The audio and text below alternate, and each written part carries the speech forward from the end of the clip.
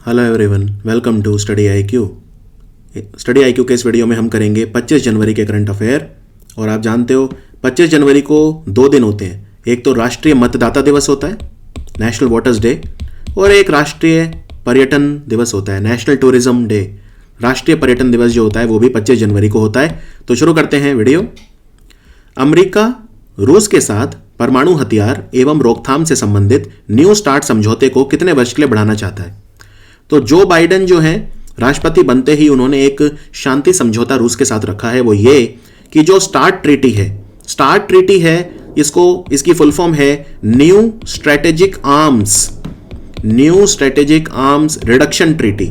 यानी कि हमें जो बहुत ही ताकतवर हथियार हैं उनको कम करने का प्रयास करना चाहिए। ये संधि एक्सपायर हो रही है 5 फरवरी को ये एक्सपायर हो रही है। तो इसको रिन्यू करना चाहते हैं जो बाइडेन 5 साल के लिए, जिससे अमेरिका और रूस के बीच में एक हथियारों को लेकर रेस शुरू ना हो जाए। ठीक है, एक प्रतिस्पर्धा ना शुरू हो जाए। तो आंसर है 5 वर्ष। और भारत के राजदूत कौन है अमेरिका में? भारत के राजदूत अमेरिका में है तरनजीत सिंह संधू। और अमेरिका की फर्स्ट लेडी कौन है? Jill Biden. व्यक्तिगत श्रेणी में सुभाष चंद्र बोस आपदा प्रबंधन पुरस्कार के लिए किसे चुना गया? देखो, आपदा प्रबंधन पुरस्कार जो है ये 2 कैटेगरी में दिया जाता है। एक तो इंडिविजुअल, ठीक है, तो व्यक्तिगत श्रेणी, और एक संस्था कौन सी है जिसने आपदा प्रबंधन के लिए बहुत अच्छा काम किया। तो इस साल के लिए ये पुरस्कार जो मिला है ये मिस्टर राजेंद्र कुमार भंडारी को मिला है व्यक्तिगत श्रेणी में, राजेंद्र कुमार भंडारी। और संगठनों में किसे मिला है? संगठनों में मिला है ये एक संगठन जिसको बोलते हैं सीड्स नाम की संस्था है जो पर्यावरण को बचाने के लिए काम करती है। तो सीड्स को मिला है। तो राजेंद्र कुमार भंडारी और सीड्स को सुभाष चंद्र बोस आपदा प्रबंधन पुरस्कार मिला है। सुभाष चंद्र बोस का बर्थडे, उनकी जयंती पराक्रम दिवस के रूप में मनाया जाता है और यह 23 जनवरी को होती है। सुभाष चंद्र बोस जयंती 23 जनवरी को होती है।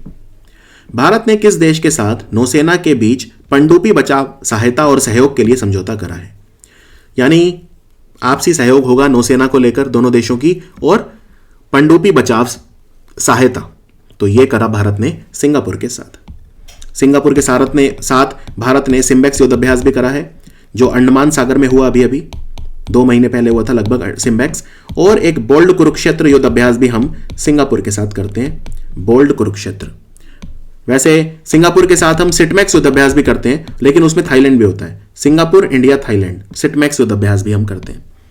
सिंगापुर के प्रधानमंत्री हैं ली सिएन लुंग और राष्ट्रपति हैं हालिमा याकूब। सिंगापुर के एक व्यक्ति हैं डैरेन टैंग, और डैरेन टैंग जो हैं वो वर्ल्ड इंटेलेक्चुअल प्रॉपर्टी ऑर्गेनाइजेशन, विश्व बौद्धिक संपदा संगठन के महानिदेशक हैं, डायरेक्टर जनरल हैं। भारत में एफडीआई यानी प्रत्यक्ष विदेशी निवेश जो आता है, प्रत्यक्ष पूंजी निवेश, वो सबसे ज्यादा सिंगापुर से आया। कब? वित्तीय वर्ष 2020 में भी। वित्तीय वर्ष 2020 में $14.67 बिलियन का निवेश सिंगापुर से आया। और जो पहली छमाही थी वित्तीय वर्ष 2021 की, अप्रैल से सितंबर तक, उसमें भी सिंगापुर से एफडीआई सबसे ज्यादा आया, $8.3 बिलियन। तो ये भी ध्यान रखिए। और सिंगापुर जो है, सिंगापुर ह्यूमन कैपिटल इंडेक्स में नंबर 1 रहा। मानव पूंजी सूचकांक में, ह्यूमन कैपिटल इंडेक्स में भारत की रैंक थी 116 और नंबर 1 था सिंगापुर। ह्यूमन कैपिटल इंडेक्स को ह्यूमन डेवलपमेंट इंडेक्स के साथ कंफ्यूज मत करना। ह्यूमन डेवलपमेंट इंडेक्स जो है उसमें भारत का रैंक 131 है और नंबर 1 कंट्री था नॉर्वे। और इसको ह्यूमन फ्रीडम इंडेक्स के साथ कंफ्यूज मत करना। ह्यूमन फ्रीडम इंडेक्स में न्यूजीलैंड नंबर 1 था और भारत का स्थान था 111। तो ह्यूमन डेवलपमेंट इंडेक्स, मानव विकास सूचकांक, मानव पूंजी सूचकांक और मानव स्वतंत्रता सूचकांक जो हैं, ये तीनों अलग अलग हैं और तीनों में इंडिया का रैंक अलग है। वेरी इंपॉर्टेंट, राइट, याद रखिए। चलिए आगे बढ़ते हैं। और पनडुब्बियों की बात कर रहे हैं तो यहां पे आपको 1-2 चीजें और बता दूं। जैसे भारत ने म्यांमार को पनडुब्बी दी है आईएनएस सिंधु वीर, और म्यांमार ने उसका नाम बदल के रख दिया है यूएमएस मिनिए थिनकाथू, थिन THEIN खाथू, यूएमएस मिनिए थिनकाथू। ये आईएनएस सिंधुवीर का ही नाम पलट के रखा है म्यांमार ने। इनकी पहली पनडुब्बी है ये। और ये हमारा भारत का बेस्ट जहाज है आईएनएस सह्याद्री, और छोटा जहाज यानी कॉर्वेट जो है वो है आईएनएस कोरा। एक जहाज है जिसे हम तोड़ रहे हैं अब, और वो है आईएनएस विराट। इसे हम गुजरात में अलंग शिपयार्ड में तोड़ रहे हैं, ये भी ध्यान रखिए। बोडोलैंड टेरिटोरियल रीजन अकॉर्ड, जो बोडोलैंड के साथ, बोडोलैंड टेरिटोरियल काउंसिल के साथ शांति समझौता हुआ था, पिछले साल हुआ था। कब हुआ था? 27 जनवरी को, 27 जनवरी 2020 को हुआ था। तो इसकी अभी कौन सा संस्करण मनाया जाएगा? तो इसका ये पहला होगा, क्योंकि 27 जनवरी 2020 को हुआ था। तो आज यानी 27 जनवरी 2021 को इसका पहला संस्करण मनाया गया, पहली एनिवर्सरी मनाई गई। और इसमें अमित शाह ने शिरकत करी। अमित शाह जो भारत के गृह मंत्री हैं, होम मिनिस्टर हैं, उन्होंने इसमें शिरकत करी। और इनका हेडक्वार्टर कोकराझार है, जहां पे ये मनाया गया। कोकराझार में एक एयरपोर्ट भी बना है, रूपसी एयरपोर्ट, असम का। और यहां पे एक रायमोना नेशनल पार्क बना है नया, रायमोना नेशनल पार्क। वैसे असम में एक नेशनल पार्क और बना है, और वो है देहिंग पटकई नेशनल पार्क। ये पहले वाइल्ड लाइफ सेंचुरी थी, अब इसे नेशनल पार्क का दर्जा दे दिया गया है। असम की राजधानी दिसपुर है, जो गुवाहाटी डिस्ट्रिक्ट में आती है। दिसपुर, गुवाहाटी में एक मंदिर भी है जिसे कामाख्या मंदिर कहा जाता है।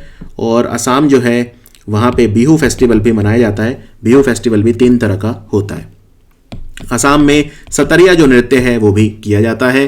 और असम ने एशियाई विकास बैंक से $231 मिलियन का लोन लिया है। असम में lower Kopili hydro electric power project चल रहा है, उसके लिए लोन ये लिया है। और असम का एक शहर है डिब्रूगढ़।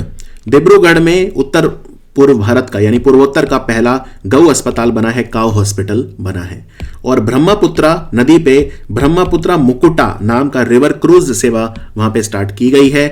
वहां पे उत्तरण योजना भी चल रही है, वहां पे धनवंतरी योजना चल रही है, असम में अरुंधति योजना चल रही है, और अरुणोदय योजना चल रही है, पर्यटन संजीवनी योजना भी चल रही है। तो ये सारी योजनाएं असम की याद रखिए, इनके नाम आ सकते हैं। असम की सरकार ने कृतज्ञता नाम का एक पोर्टल शुरू करा है। और तरुण गगोई का निधन हो गया, असम के पूर्व मुख्यमंत्री। और सैयदा अनवरा तैमूर का निधन हो गया, ये भी असम की पूर्व मुख्यमंत्री थी।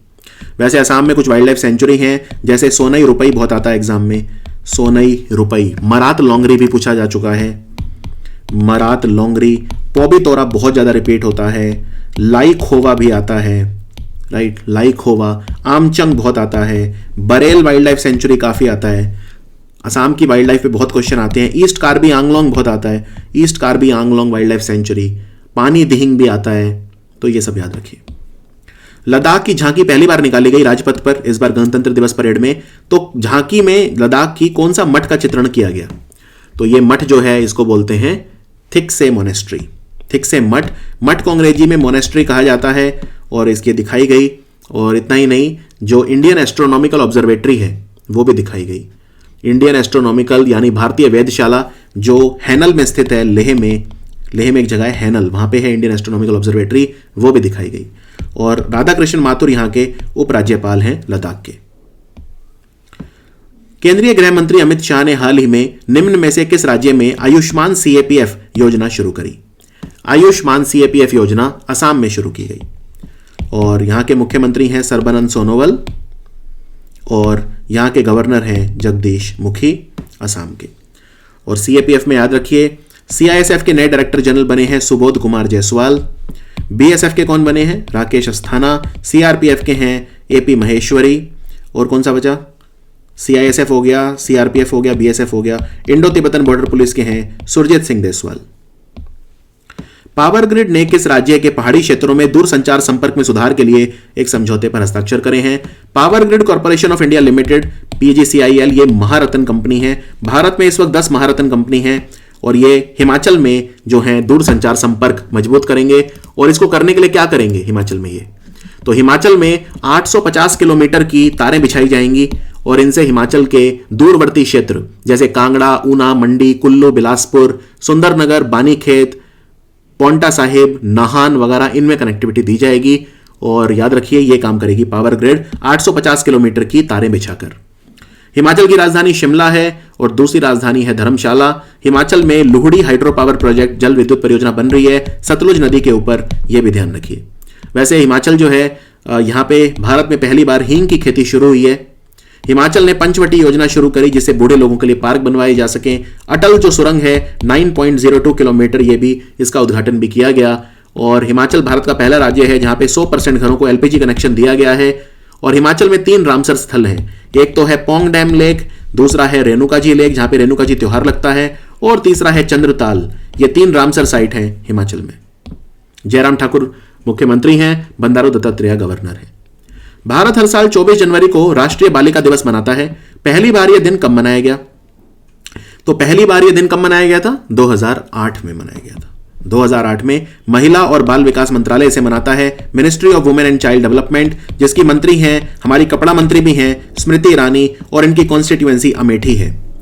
लेकिन अंतर्राष्ट्रीय बालिका दिवस कब मनाया जाता है? राष्ट्रीय तो ठीक है 24 जनवरी, अंतर्राष्ट्रीय कब? 11 अक्टूबर, जिस दिन अमिताभ बच्चन जी का बर्थडे होता है, 11 अक्टूबर। 11 अक्टूबर को अंतर्राष्ट्रीय बालिका दिवस होता है। और इस बार अंतर्राष्ट्रीय बालिका दिवस का थीम क्या था? अंतर्राष्ट्रीय बालिका दिवस का इस बार थीम था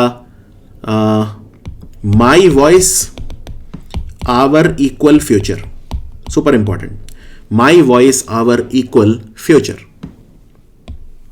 सड़क परिवहन एवं राजमार्ग मंत्रालय जो है, उन्होंने भू खतरा प्रबंधन के लिए, यानी जियो हजार्ड मैनेजमेंट के लिए, ठीक है, कई तरह के भू खतरे होते हैं, जैसे भूस्खलन है यानी लैंडस्लाइड है, तो ये सारे इनके कौन से संगठन के साथ भागीदारी करी है? तो इन्होंने भागीदारी करी है डीआरडीओ के साथ, defence research development organisation. DRDO जो है, इन्होंने एक बाइक एम्बुलेंस सर्विस बनाई है जिसका नाम रखा है रक्षिता। ये एक बाइक एम्बुलेंस है जो इन्होंने तैयार करी है।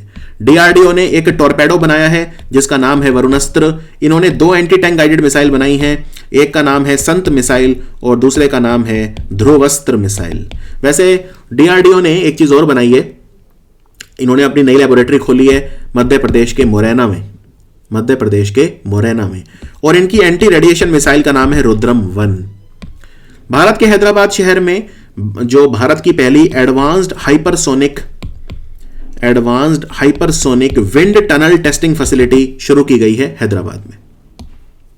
स्पेन और फ्रांस ने यूरोप के सबसे बड़े सौर ऊर्जा संयंत्र को बनाने के लिए समझौता करा है। इस संयंत्र की क्षमता कितनी होगी?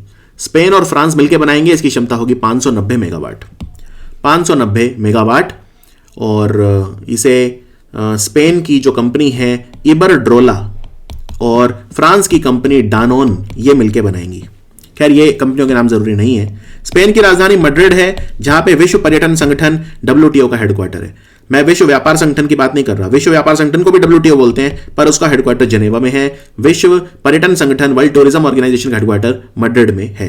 और फ्रांस की राजधानी पेरिस है, पेरिस में हेडक्वार्टर है अंतर्राष्ट्रीय ऊर्जा agency IEA, OECD, FATF, UNESCO इत्यादि। मीरकाट नाम का टेलीस्कोप जो है ये कौन सी कंट्री का है? इसने हाल ही में 2 बहुत बड़े रेडियो गैलेक्सी खोजे हैं। मीरकाट टेलीस्कोप जो है ये दक्षिण अफ्रीका का है। और एक टेलीस्कोप और आएगा, फास्ट टेलीस्कोप। ये दुनिया का सबसे बड़ा रेडियो टेलीस्कोप है और ये चाइना का है। ठीक है, चाइना का है फास्ट टेलीस्कोप और मीरकाट है साउथ अफ्रीका का। साउथ अफ्रीका के जो राष्ट्रपति हैं उनका नाम है सिरिल रामाफोसा और यहां की मुद्रा है रैंड। किस देश ने 22 जनवरी को लागू हुई परमाणु हथियारों पर प्रतिबंध संधि का हिस्सा बनने से इनकार कर दिया? 22 जनवरी 2021 से ये संधि लागू हो गई। अगर ये साइन इंडिया कर देता तो फिर हम और न्यूक्लियर बॉम्ब नहीं बना सकते। हम दोनों तरफ से 2 न्यूक्लियर पावर कंट्री से घिरे हैं, पाकिस्तान और चाइना। तो भारत ये अफोर्ड नहीं कर सकता था कि इस संधि को साइन करे, तो आंसर है इंडिया। इंडिया ने मना कर दिया, वो इस संधि को साइन नहीं करेगा। और बहुत सारे कंट्री हैं इसका मेंबर, 90 देश लगभग ऐसे हैं जो इसको साइन करेंगे। 52 तो कर चुके हैं, 90 ने बोल दिया है कि हम साइन करेंगे, पर 52 ने तो ऑलरेडी कर दिया है। तो ये है ये संधि और भारत इसका हिस्सा नहीं बनेगा। एक इंटरनेशनल एटॉमिक एनर्जी एजेंसी होती है जिसका हेडक्वार्टर वियना में है। हुनर हाट का 24वां संस्करण कहां हुआ?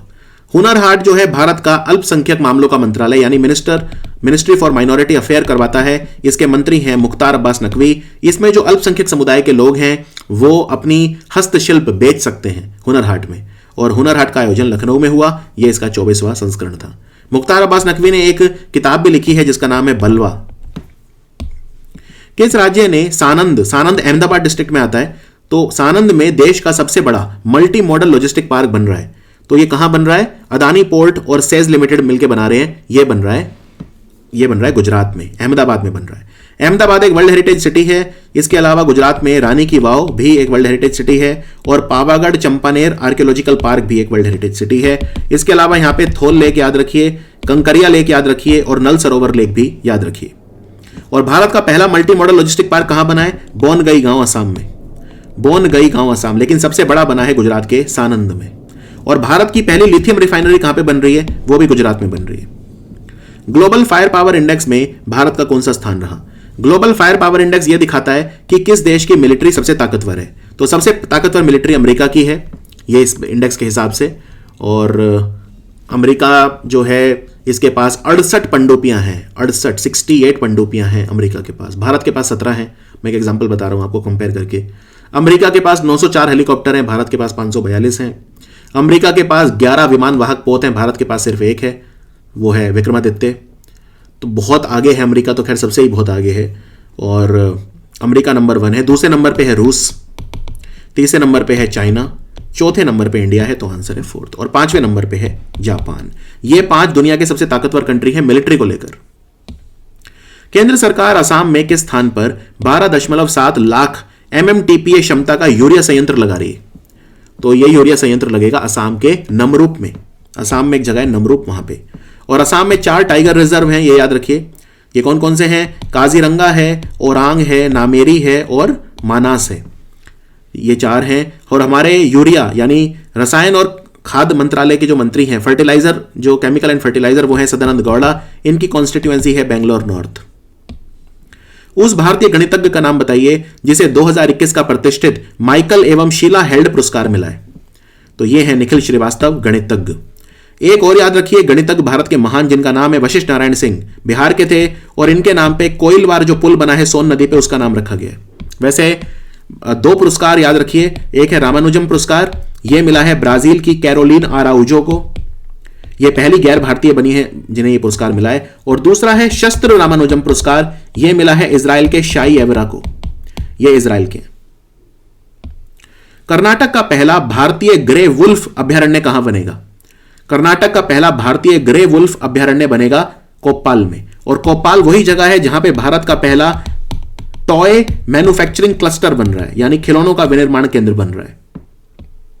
सो ये था हमारा 25 जनवरी का वीडियो। मिलते हैं फिर 26 जनवरी के वीडियो में। Thank you for watching study IQ।